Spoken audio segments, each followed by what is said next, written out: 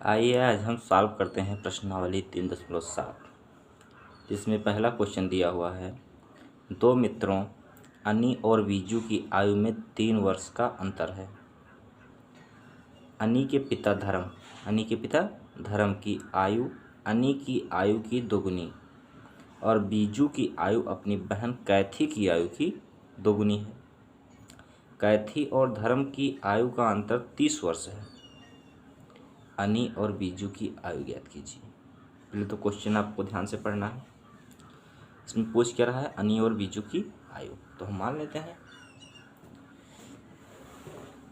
कि अनी और बीजू की आयु क्वेश्चन नंबर 1। क्वेश्चन नंबर 1 क्या कह रहा है?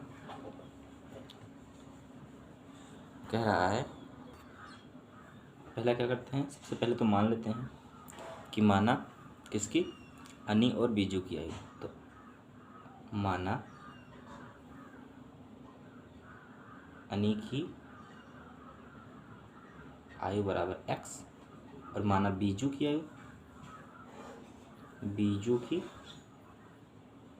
आयु बराबर y। अब क्या कह रहा है कि अनी के पिता धर्म की आयु अनी की आयु की दोगुनी है। तो अनी के पिता यानी धर्म की आयु बराबर क्या हो जाएगी? धर्म की आयु अनी की आयु की दोगुनी है। तो अनी की आयु क्या है? x है। तो धर्म की आयु क्या हो जाएगी? 2x हो जाएगी। और बीजू की आयु अपनी बहन कैथी की आयु की दोगुनी है, यानी जो बीजू की आयु है कैथी से 2 गुना है। तो कैथी की आयु क्या हो जाएगी? बीजू की आधी कैथी की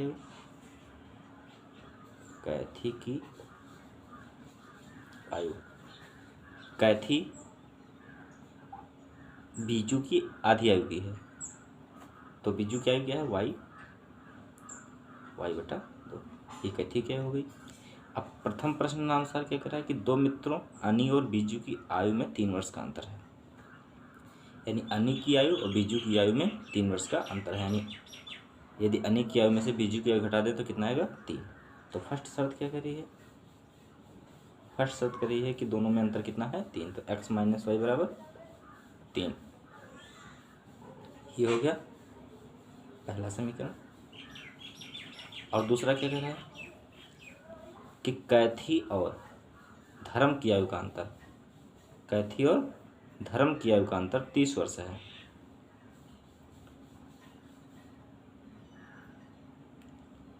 तो यहाँ बड़ा कौन है? यहाँ कैथी और धर्म की आयु का अंतर 30 वर्ष, यानी कैथी माइनस धर्म की आयु। तो कैथी कितना है?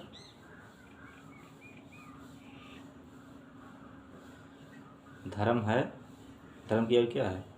2x और माइनस कैथी की आयु y बटा 3 बराबर कितना हो जाएगा? 30 वर्ष। यानी धर्म की आयु और माइनस कैथी की आयु बराबर 30 दिया हुआ है। यहाँ अंतर 30 वर्ष है।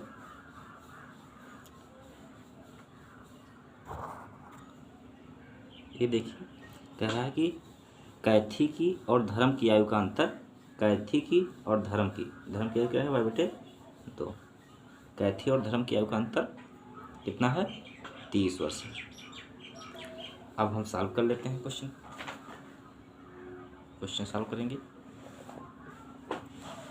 तो देखिए इसको पहले समीकरण 1 हो गया, इसको देखिए 2 दूनी 4x और माइनस y बटे 2 बराबर 3। तिरछा गुणा हो जाएगा। 4x माइनस वाई बराबर 30 है। 60 30 दूना 60। ये क्या हो गया? समीकरण 2। अब इसमें हम x और y का मान निकालेंगे। तो कुछ ऐसा करते हैं, समीकरण 1 माइनस 2 से समीकरण 1 में से 2 घटा देंगे, या 2 में से 1 घटा दीजिए, कुछ भी कर सकते हैं। तो x माइनस वाई बराबर 3 समीकरण 1, और माइनस क्या करना है? समीकरण 2। देखिए जहाँ प्लस है वहाँ माइनस, जहाँ माइनस है वहाँ प्लस, जहाँ प्लस है वहाँ माइनस।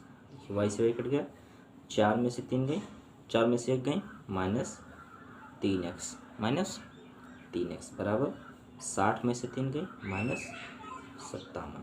तो x बराबर 57/3 माइनस 3 एकम 3 बच्चे 2 हो गया 27, 3 9 27। x बराबर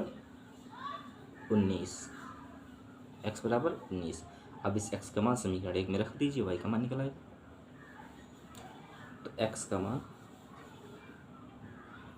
समीकरण 1 में रखने पर, तो समीकरण 1 क्या है, x माइनस वाई बराबर 3। तो x की वैल्यू कितना है 19 और माइनस वाई बराबर 3। तो 19 और ये 3 घर आएगा -3, इस y को इधर ले जाइए y। तो क्या हो जाएगा 19 में से 3 गई 16 बराबर y।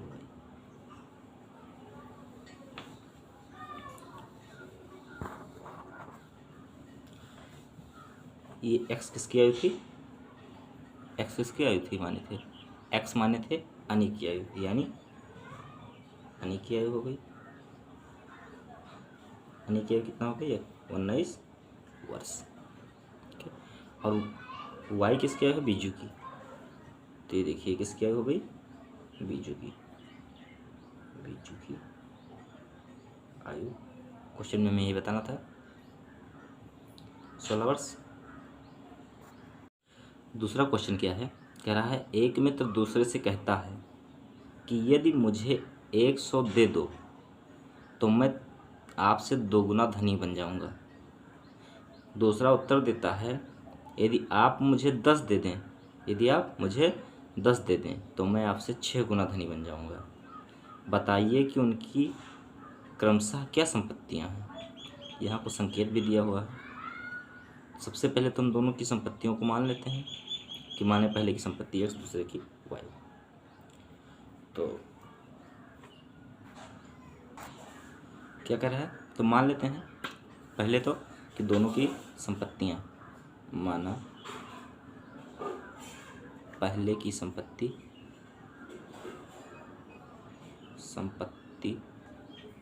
बराबर x और दूसरे की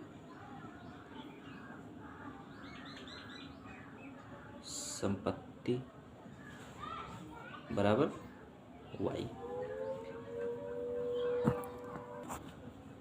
अब क्या कह रहा है कि यदि मुझे 100, पहला क्या कह रहा है, पहला व्यक्ति यानी पहले की आयु क्या है x, और पहला क्या कह रहा है दूसरे से।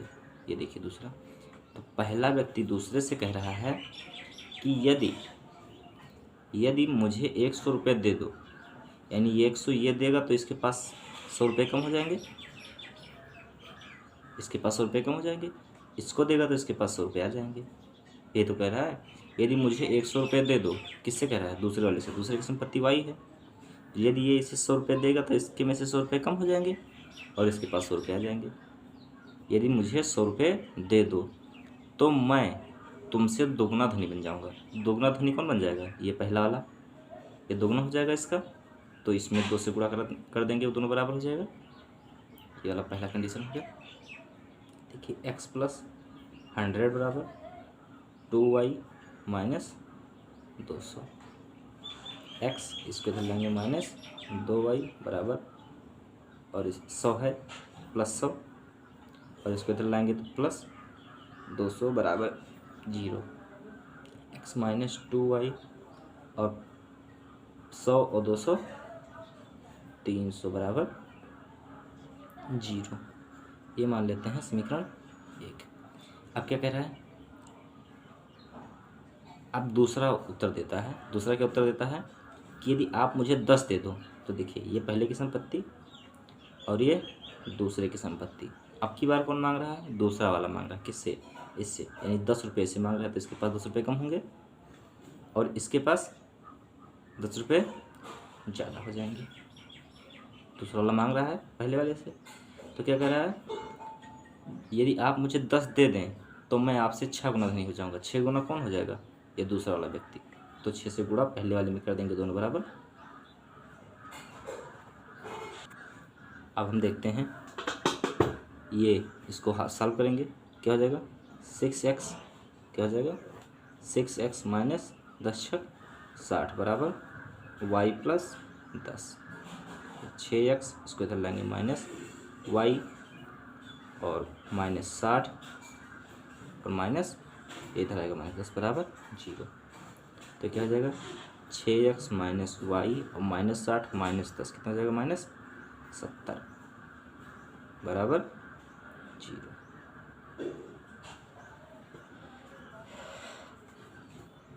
अब यहाँ x और y की वैल्यू निकाल लेंगे। तो x y की वैल्यू निकालने के लिए हम कोई विधि लगा सकते हैं। तो हम यहाँ वज्र गुणन विधि लगाते हैं। कौन सी? वज्र गुणन विधि से। आपको जो भी विधि सरल पड़े आप उससे लगा सकते हैं। मुझे वज्र गुणन विधि सरल लगती है इसलिए मैं वज्र गुणन विधि से सॉल्व कर रहा हूँ। क्या होता है b1, देखिए b1 क्या है -2 b2 क्या है -1 a1 b के बाद c1 क्या है 300 c2 क्या है -70 फिर a1 1 a2 6 1 6 फिर b1 b2 -2 और -1 कुछ इस प्रकार से पूरा। अब पहला क्या है x, तो यहाँ x लिखेंगे x अपान -2 गुणे -70 कितना हो जाएगा 140, वो भी प्लस का और माइनस का चिन्ह लगाएंगे।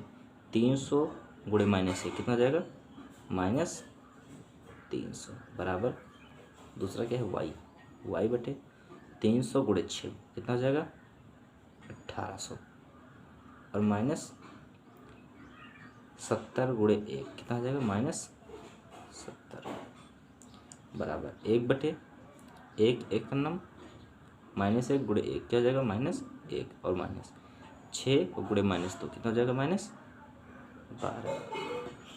इसको देखते हैं x अपान 140 माइनस प्लस यानी 140 प्लस 300 कितना हो जाएगा 440 y बटे 1800 और माइनस प्लस 70 1800 और 70 कितना हो जाएगा 1870 बराबर 1 बटे माइनस प्लस ये प्लस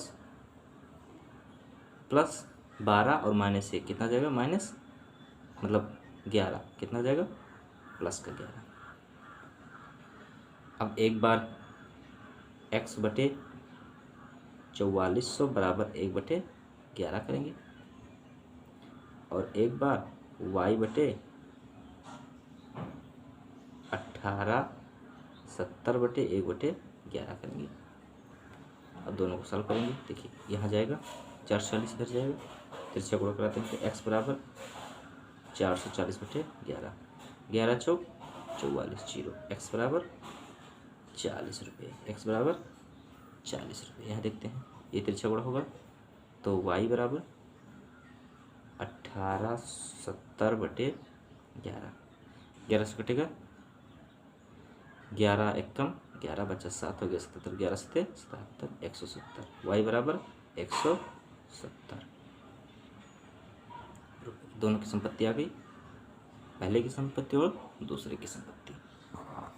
तीसरा क्वेश्चन क्या कह रहा है एक रेलगाड़ी कुछ दूरी समान चाल से तय करती है। यदि रेलगाड़ी 10 किलोमीटर प्रति घंटा अधिक तेज चलती होती तो उसे नियत समय से 2 घंटे कम लगते, और यदि रेलगाड़ी 10 किलोमीटर प्रति आवर धीमी चलती होती तो उसे नियत समय से 3 घंटे अधिक लगते। रेलगाड़ी द्वारा तय की गई दूरी ज्ञात कीजिए। तो सबसे पहले हम देखते हैं, माना कि रेलगाड़ी की समान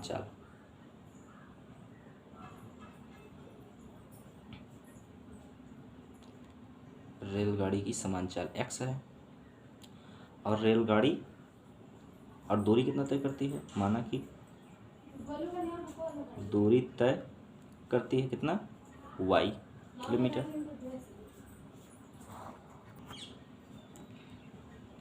रेलगाड़ी की समान चाल x है यानी x किलोमीटर प्रति घंटा क्या और दूरी y किलोमीटर। कह रहा है यदि रेलगाड़ी 10 किलोमीटर अधिक, यदि रेलगाड़ी 10 किलोमीटर प्रति हावर अधिक तेज चले तो पहले क्या थी स्पीड एक्स, अब किस स्पीड चल रहा है एक्स प्लस 10, इस स्पीड चल रहा है, नहीं चलिए है, तो फिर क्या हो जाता है यदि अधिक तेज चलने लगे तो क्या हो जाता है, तो उसे नियत समय से 2 घंटे अधिक लगते हैं, नियत समय से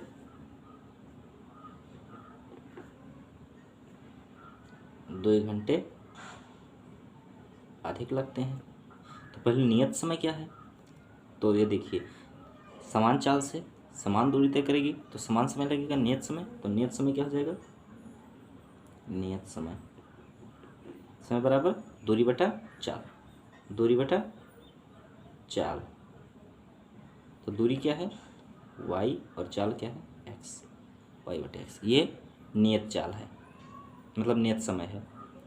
तो यहाँ देखिए प्रश्न के अनुसार क्या कह रहा है कि यदि x प्लस 10 यानी 10 किलोमीटर प्रति घंटा की स्पीड से अधिक चलने लगे तो उसे नियत समय से 2 घंटे कम लगते हैं, तो नियत समय ये है, इससे 2 घंटे कम। तो प्रश्न अनुसार देखिए, तो यदि x प्लस 10 किलोमीटर प्रति घंटा की स्पीड से चलने लगे तो समय क्या हो जाएगा, दूरी तो y है तो y बटा, मतलब जब x प्लस 10 किलोमीटर प्रति घंटा की स्पीड चल रही है तो समय y बटे x प्लस 10 यानी दूरी बटा 4, ये समय किसके बराबर होगा, नियत समय से 2 घंटे कम यानी y बटे x माइनस 2। कह रहा है कि जब वो x प्लस 10 किलोमीटर प्रति घंटा यानी 10 किलोमीटर प्रति घंटा ज़्यादा स्पीड से चल रहा है तो जो उसे समय लग रहा है तो समय यही हो, जब x प्लस 10 किलोमीटर प्रति घंटा की स्पीड चल रहा है तो समय बराबर दूरी बटा चाल, दूरी क्या है y, चाल x प्लस 10, तो समय कितना लग रहा है, नियत चाल से 2 घंटे कम लगते हैं, ये हो गया। अब इसको सॉल्व करते हैं, y बटे एक्स प्लस 10 और इसको लाएंगे माइनस वाई बटे एक्स बराबर माइनस 2। अब इसको सॉल्व करेंगे, देखिए y कॉमन कर देते हैं, यहाँ 1 बटे एक्स प्लस 10 हो जाएगा और माइनस 1 बटे एक्स बराबर माइनस 2, तो y ये हो जाएगा x माइनस ये हो जाएगा x प्लस 10 और बटे x इंटू एक्स प्लस 10 बराबर माइनस 2, ये y और x माइनस x और माइनस 10 बटे ये एक्स स्क्वायर और प्लस 10x बराबर माइनस 2, ये y x से x कट गया, माइनस 10 कितना बचा माइनस 10 बटे एक्स स्क्वायर प्लस 10x बराबर माइनस 2। अब y बराबर निकाल लेते हैं, तो y बराबर क्या हो जाएगा, ये देखिए त्रिज्या गुणा हो जाएगा तो -2 into x square plus 10x और ये -10 नीचे आ जाएगा, 2 पंचे 10, तो y बराबर एक्स स्क्वायर प्लस 10x बटे 5, ये समीकरण 1, इसको क्या मानेंगे समीकरण 1। अब क्या कह रहा है, दोबारा क्या कह रहा है, देखिए दूसरी शर्त क्या कह रही है, सेकंड शर्त, ये तो पहली शर्त हो गई, ये सेकंड शर्त क्या कह रही है कि यदि रेलगाड़ी 10 किलोमीटर प्रति घंटा धीमी चलती है तो वर्जन पहले नियत चाल क्या थी x, नियत चाल क्या माने हैं x, नियत चाल या x है, तो अब क्या चलेगी नई चाल क्या हो जाएगी x प्लस 10 मतलब x माइनस 10, धीमी चल रहा है तो x माइनस 10 धीमा चल रहा है ना, तो नया समय क्या हो जाएगा, समय बराबर दूरी बटा चाल, दूरी तो वही रहेगी y और y बटा x माइनस 10, नई चाल हो गई, नया समय हो गया। अब क्या कह रहा है कि जो समय लग रहा है वो नियत समय से 3 घंटे अधिक है, तो इस समय क्या लग रहा है y बटे एक्स माइनस 10 और नियत समय क्या था y बटे एक्स, क्या है y बटे एक्स, y बटे एक्स, अब नियत समय से 3 घंटे अधिक प्लस 3, अब इसको सॉल्व कर लेते हैं यहाँ पर। देखिए एक साइड में लिख लेते हैं वाई बटे एक्स माइनस 10 और इसको इधर लाएंगे माइनस वाई बटे एक्स बराबर 3। वाई कॉमन करते हैं, 1 बटे एक्स माइनस 10 माइनस 1 बटे एक्स बराबर 3। वाई इसको यहाँ एक्स और माइनस इसको यहाँ गुणा करेंगे एक्स माइनस 10 बटे ये क्या हो जाएगा एक्स स्क्वायर माइनस 10x बराबर 3। Y x minus minus plus 10 बटे एक्स स्क्वायर माइनस 10x बराबर 3। अब ये देखते हैं y इंटू 10 बटे एक्स स्क्वायर माइनस 10x बराबर 3। अभी तिरछा गुणा करा देते हैं तो y बराबर 3 गुणे एक्स स्क्वायर माइनस 10x और बटे नीचे आ जाएगा 10। इसको मान लेते हैं क्या समीकरण 2। अब समीकरण 1 और समीकरण 2 यानी समीकरण 1 से मान उठाकर समीकरण 2 में रख देंगे। तो समीकरण 1 से y का मान समीकरण 2 में रखने पर, तो देखिए y के स्थान पर रखेंगे क्या एक्स स्क्वायर प्लस 10x बटा 5, एक्स स्क्वायर प्लस 10x बटा 5 बराबर क्या है 3x स्क्वायर माइनस 10x और बटे 10। अब देखते हैं एक्स स्क्वायर प्लस 10x और ये यहाँ चला जाएगा 3 गुणे 5 बटे 10 एक्स स्क्वायर माइनस 10x 5 दूनी 10। अब इस 2 को इधर गुणा करा देंगे तिरछा 2x स्क्वायर और प्लस 10 दूना 20x बराबर ये 3 है 3x स्क्वायर और इसको उड़ाएगा माइनस 30x।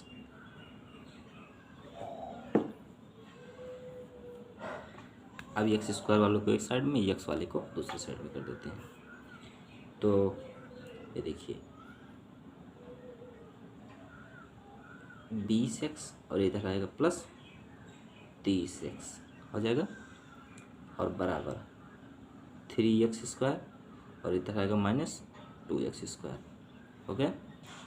अब क्या करेंगे ये 20 और प्लस 30 50x बराबर एक्स स्क्वायर। ओके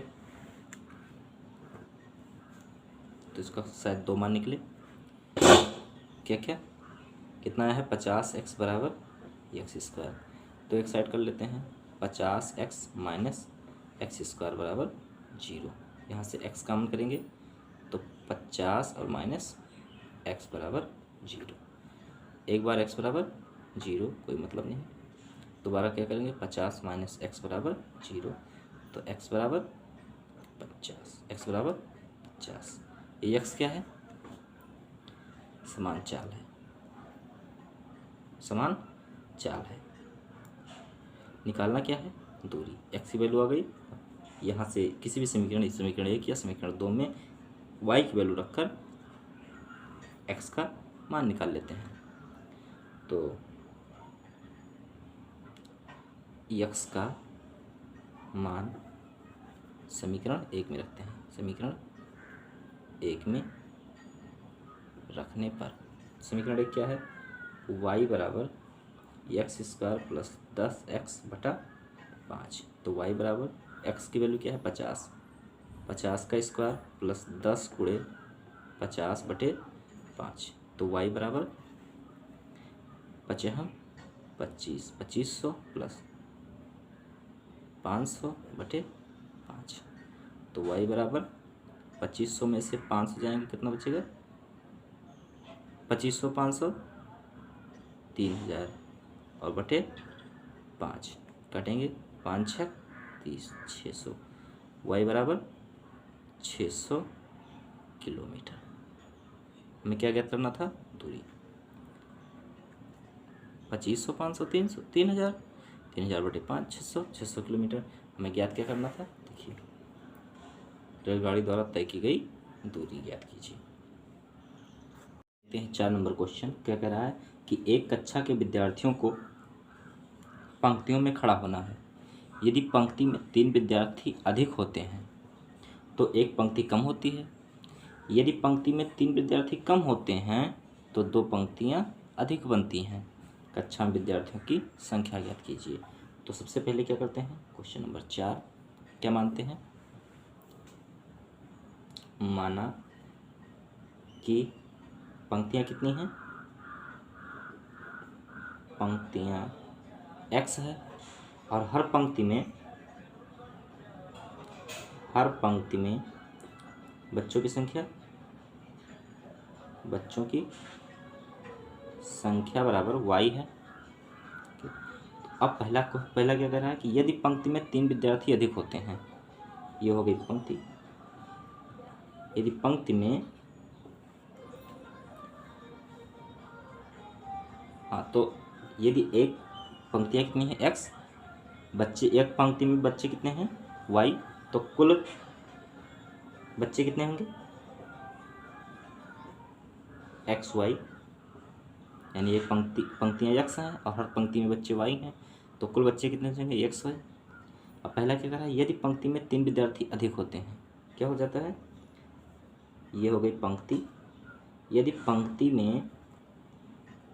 पंक्ति में 3 विद्यार्थी अधिक होते हैं तो ये पंक्ति हो गई विद्यार्थी y, यानी अब विद्यार्थी कितने जाते हैं y+3, हर पंक्ति में y+3, यानी यदि पंक्ति में 3 विद्यार्थी अधिक होते हैं तो एक पंक्ति कम हो जाती है। पंक्ति कितनी कम हो जाती है, पंक्ति ये है, पंक्ति 1 कम हो जाती है। यदि विद्यार्थी कितने हो जाते हैं हर पंक्ति में, यानी बच्चे y थे, अब बच्चे कितने हो जाते हैं y+3 हो जाते हैं एक पंक्ति में, तो पंक्तियाँ कितनी हो जाती हैं, 1 कम हो जाती हैं, यानी x-1 हो जाती हैं। तो बच्चे तो उतने ही रहेंगे, तो x-1 × y+3 बराबर xy, बच्चों की संख्या वही रहेगी। फिर दोबारा दूसरा क्या कह रहा है, दूसरा कह रहा है कि यदि पंक्ति में 3 विद्यार्थी कम होते हैं, कहाँ, पंक्ति में, यानी बच्चों की संख्या कम हो जाती है, तो बच्चों की संख्या y-3। पहले इसको सॉल्व कर लेते हैं, फिर अगला शर्त लगाते हैं। ये क्या हो जाएगा, x से गुणा करेंगे, xy प्लस 3x -1 × y क्या हो जाएगा -y, और -1 × 3 कितना हो जाएगा -3 बराबर xy। तो क्या हो जाएगा xy प्लस 3x -y -3, ये इधर आएगा -xy बराबर 0, कट गया। 3x -y -3 बराबर 0, इसको समीकरण 1 मान लेते हैं। अब दूसरी कंडीशन क्या कह रही है, देखते हैं। दूसरी कंडीशन कह रही है यदि पंक्ति में 3 विद्यार्थी कम होते हैं, यानी विद्यार्थी अब की बार 3 कम है, तो ये हो गए विद्यार्थी y, और y में विद्यार्थी 3 कम हो गए, तो पंक्तियाँ क्या हो जाती हैं, 2 पंक्तियाँ अधिक हो जाती हैं। तो पंक्तियाँ क्या है, x, पहले x थी, अब क्या हो जाती हैं x+2 हो जाती हैं, लेकिन बच्चे तो उतने ही रहेंगे बराबर xy। अब इसको भी सॉल्व कर लेते हैं, x × y xy, x × -3 -3x, +2 × y 2y, +2 × -3 -6 बराबर xy। xy -3x + 2y -6, ये इधर आएगा -xy बराबर 0, ये कट गया। -3x + 2y -6 बराबर 0, ये हो गया समीकरण नंबर 2।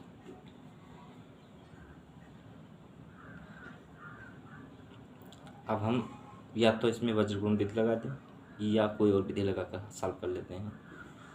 तो कोई भी विधि लगाकर आप सॉल्व कर सकते हैं, तो यहाँ विलोपन विधि लगाकर ही सॉल्व कर लीजिए। तो समीकरण 1+2 से यानी समीकरण 1 और +2 कर देते हैं। ये देखिए समीकरण 1 क्या है, 3x - y -3 बराबर 0।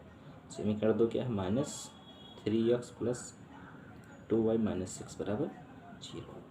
3x से 3x उठ गया, 2y माइनस वाई कितना हो जाएगा माइनस वाई, -6 -2 कितना हो जाएगा -9 बराबर 0। तो y बराबर इधर जाएगा तो क्या हो जाएगा 9, y बराबर 9, ये हो जाएगा 2y में से y जी हैं y और -6 -3 -9 बराबर 0। तो y ये -9 इधर जाएगा तो क्या हो जाएगा +9, y बराबर 9। अब y का मान किसी भी समीकरण में रख दीजिए। तो हम इधर लिखते हैं y का मान समीकरण 1 में रखने पर, समीकरण 1 क्या है 3x - y - 3 बराबर 0। तो y की वैल्यू कितनी आई है 9, तो 3x - 9 - 3 बराबर 0। तो 3x 9 3 -12 बराबर 0। 3x बराबर इधर जाएगा +12 हो जाएगा, तो x बराबर 12/3, 3 चौक 12, x बराबर 4, x बराबर कितना आ गया 4। तो x क्या थी पंक्तियाँ, तो ये क्या हो गई पंक्ति, यानी कक्षा में 4 पंक्ति हैं और हर पंक्ति में बच्चों की संख्या y, ये बच्चों की संख्या हो गई, बच्चों की संख्या, ओके, ये बच्चों की संख्या हो जाएगी 9। तो पूछ रहा है कि क्वेश्चन क्या कह रहा है कि विद्यार्थियों की संख्या ज्ञात कीजिए। तो विद्यार्थियों की संख्या क्या थी x y, तो विद्यार्थी की संख्या बराबर x y, तो x कितना है 4 और y कितना है 9, तो 9 चौक 36। कितने विद्यार्थी हैं 36 विद्यार्थी हैं स्कूल में।